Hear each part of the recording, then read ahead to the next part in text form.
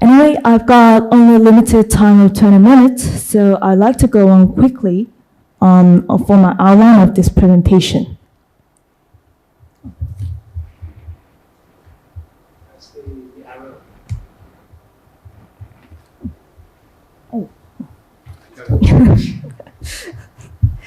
So it's basically divided into 3 parts. The first part is Tittira bird in the Pāli Jātaka and its representation.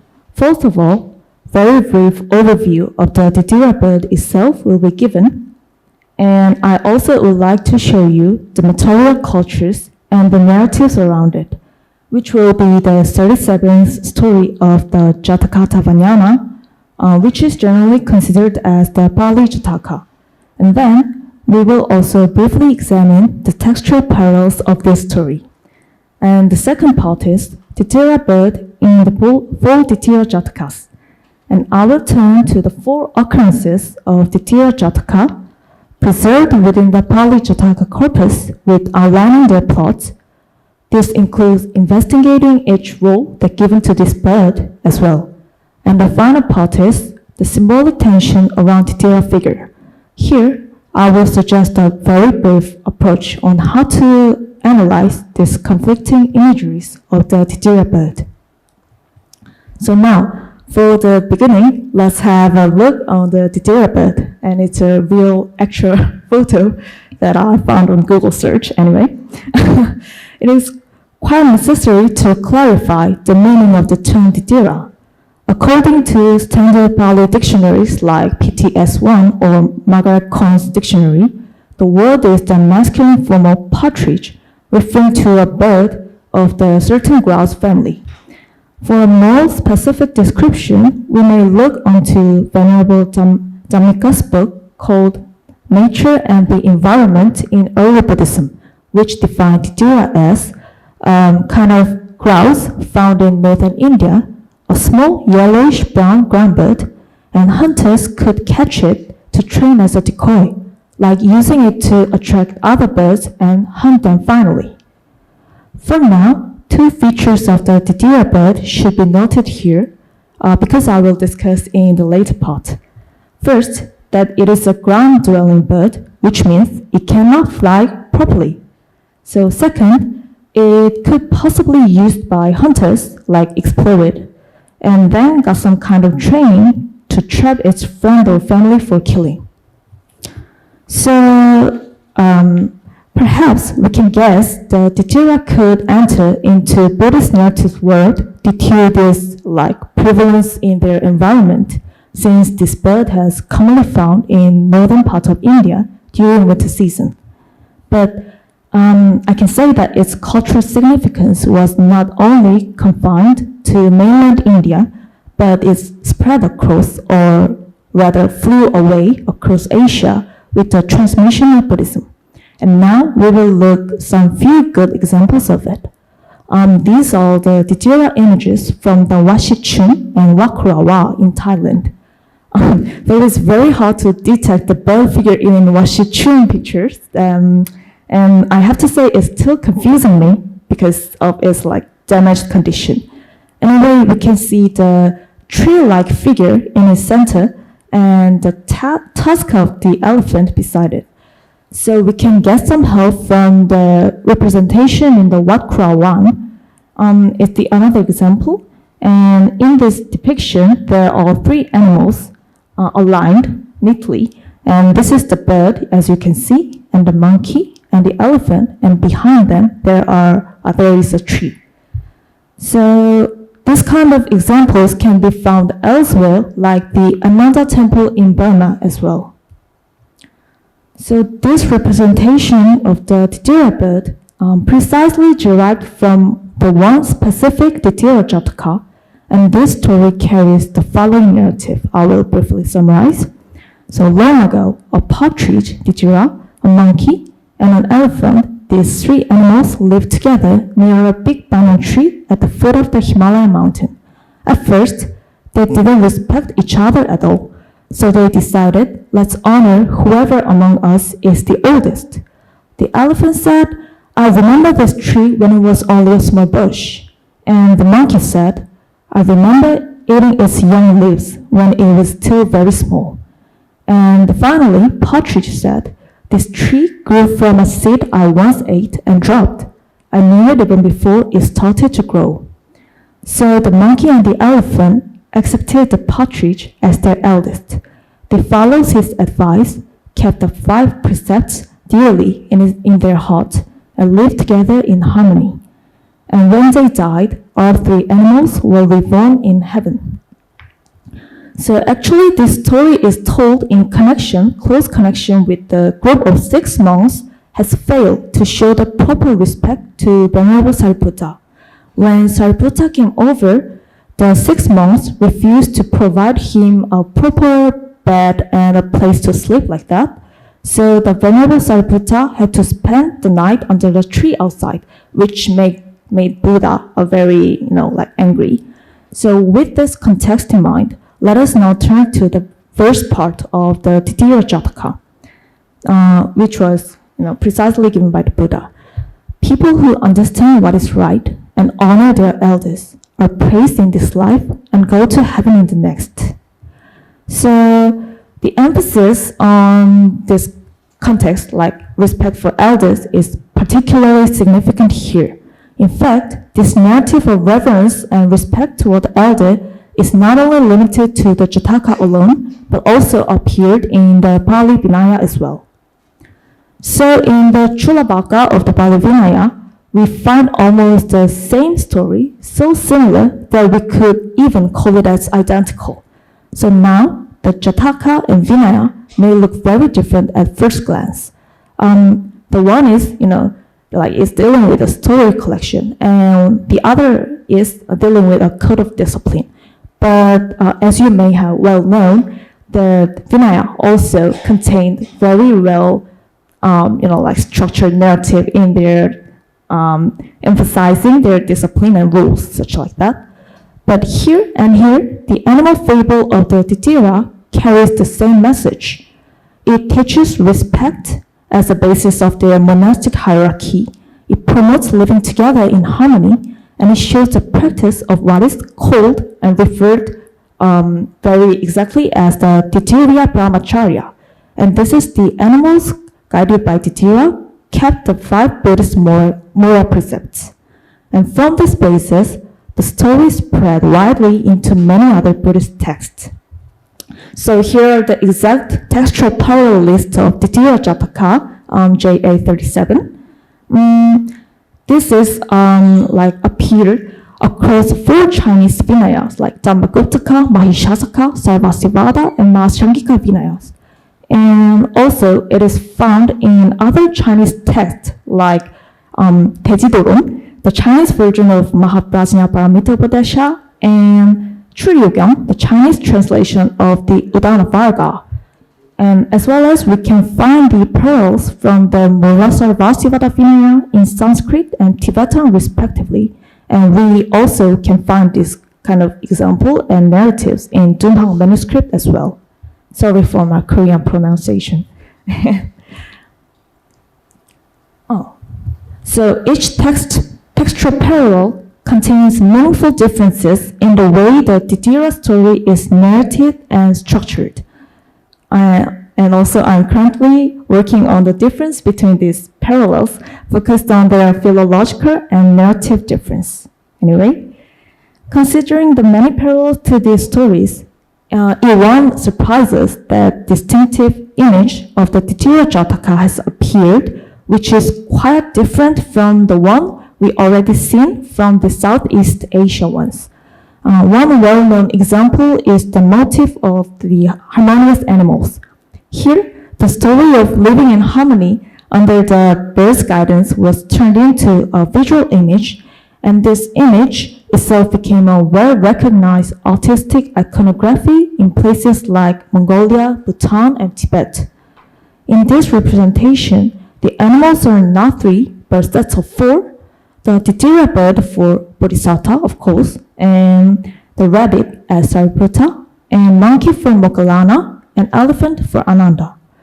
Robert Beer, in his famous book on Tibetan symbolism and motif, clearly identifies this famous motif and iconography with the Tittira Jātaka, as we've already seen before. So, this iconographical difference occurred clearly in the image of the four animals standing on each other's backs. We can see that the narrative itself has kind of slightly changed or transformed in some way. In the Sanskrit Mulasarvasivada Vinaya, the animals are described as climbing on top of one another to overcome some kind of hardships living in the deep forest area. So we can see that this detail is also reflected in the iconography as well. So on the left, the three animals are just lined up around the tree, but on the right, the four animals are stacked one on top of another, closely matching with the description in the Mulasarvasivada Vinaya text. Even though there are some differences occurred throughout the text and iconography of this narrative, the story keeps a certain underlying coherence across all these traditions. So two things remain, I can say. First, the bird, the Tittira, is always shown as a special type of animal directly linked with wisdom, seniority, and authority. And second, the main theme is always harmonious coexistence. And it is built on honoring the elder, cultivating respectful friendship, and keeping moral precepts, and so on. This coherence shows a shared Buddhist concern on community's harmony and ethical discipline. So now we will go on to the part 2. So up to now, we have looked at the definition of the Tittira bird and material culture on it, and the textual sources connected to one specific Tittira narrative. Now, let us turn directly to the full sets of Tittira Jātakas themselves. So within the Pāli Jātaka collection, the title Tittira Jātaka actually appears in 4 different stories, which is 37 and 117, 319, and 438. Each of these stories differs quite a lot in plot, theme, and in how the Tittira bird is portrayed. And it's quite notable that even though the title Tittira Jātaka appears over 4 times, the stories themselves do not overlap in almost every detail. So let's take a look on this story's plot. I guess there's not enough time to go into so much detail, so I'll just summarize very briefly. The first one, JA37, I'll skip this one as we've already talked about it earlier in the first part. So in the second one, Tittira portrayed as a talkative bird identified with Kukalika, one of the key followers of infamous Devadatta. And the third one, Tittira is portrayed as a suffering decoy and was the previous life of Venerable Rahula. Here, the Tittira is caught and used as a decoy, and it feels guilty whenever other dies because of the sounds he makes. The Bodhisattva explained that moral responsibility lies not in only action, but in the intention behind it, and the bird was quite satisfied and reassured by it. In the last one, Tittira portrayed, interestingly, as a teaching bird. In this story, the bird listened carefully to his master and became very well known and well versed to the 3 kinds of badass, and even became that he could teach human students as well. So later, the Devadatta killed this bird out of the jealousness, but his bird's friends, Sariputta and Moggallana, in animal forms, found out this and executed the Devadatta. So, as these examples show, the plot, themes, and rules given to the Tittira bird differs in so many ways. Even the identification of each Tittira is varied, like the Bodhisattva and the Kukalika, the follower of the Devadatta, and the Venerable Rahula, and again Bodhisattva, respectively. Thus, it seems that aside from sharing the same title and the key figure of Tittira, these stories possess really little in common. And I can say that this kind of divergence surely makes the Tittira Jatakas more interesting. So now is the final part, and I would like to introduce remarks of this presentation and clarify its main emphasis. So, as has been demonstrated, the image of the Tittira in the Pāli Jātaka has shown quite ambivalent characteristics, and some might even describe this as like conflicting imageries. So here's ChatGPT-driven picture of Tittira and a short description of conflicting features of it. I liked it because it looks quite cute. Anyway, at first, this kind of conflict shows up as a set of binary oppositions. In the case of the Tittira, one single bird carries two very different images. On the one hand, it is wise, disciplined, and reliable, and teacher-like figure, and of course, virtuous. On the other, it is foolish, overly talkative, vulnerable, helpless, and suffering. So normally, symbols in narrative or literature carries a fairly clear and stable meaning. Like we see this with the example of lion in Buddhist literature. So when you think of lion's roar, it's directly linked to the Sihanada and by extension to the Buddhist Dhamma itself. But a case like Tittira doesn't fit this pattern, if I may say. And in fact, Buddhist narratives often give animals very different, even opposite meanings. Like when we think of the elephant, it usually stands for strength, auspiciousness, and good fortune. Yet we also find the example of the mad elephant Nalagiri, who tried to attack the Buddha and has to be tamed by the Buddha. And here's some concern raises. So how to analyze this conflicting imagery? We can, for now, draw upon Reiko Onama's discussions first. Onama, in her study of animal symbols in Buddhist stories, describes this conflicting symbolism as a kind of dualistic interplay. So she explains that animal carries contracted meaning because they show both kinship and otherness at the same time. This frame is quite simple. On the one hand, we, as human, are animals too, but on the other hand, we also define ourselves against and different with them. So in our relationship with animals, there is both closeness and distance, identity and difference, attraction and repulsion. Her point is that the animal symbols in Buddhist stories are not just simple elements of fables. They are shaped by the way humans relate to animals and by deeply based on human perspectives. So if we apply this idea to Tittira Jatakas, we can see how the Tittira shows both sides, like kinship and otherness. When we first considered the definition of the Tittira bird, we noted two of its natural characteristics. First, it is as a ground bird, its ability to fly is limited. And the second, when properly trained by hunters, it can serve as an effective decoy. So these species-specific traits are variously transformed and reflected in the Tittira Jatakas. Unlike many other wild animals, the Tittira bird is regarded as trainable. A quality may endorse it with association of intelligence and discipline, even the potential for embodying certain rules of Buddhism. So thus, despite its inability of flying, which can be a significant weakness for a bird, the Tittira is reshaped into a wise or an elder figure who draws the respect of stronger animals and who can establish Buddhist discipline for harmonious coexistence. But at the same time, this trait is double-edged, I can say, for the Tittira also appears as a vulnerable and ignorant creature, showing exploitation as a decoy and embodying suffering and helplessness at the same time that harms its own families through its voice.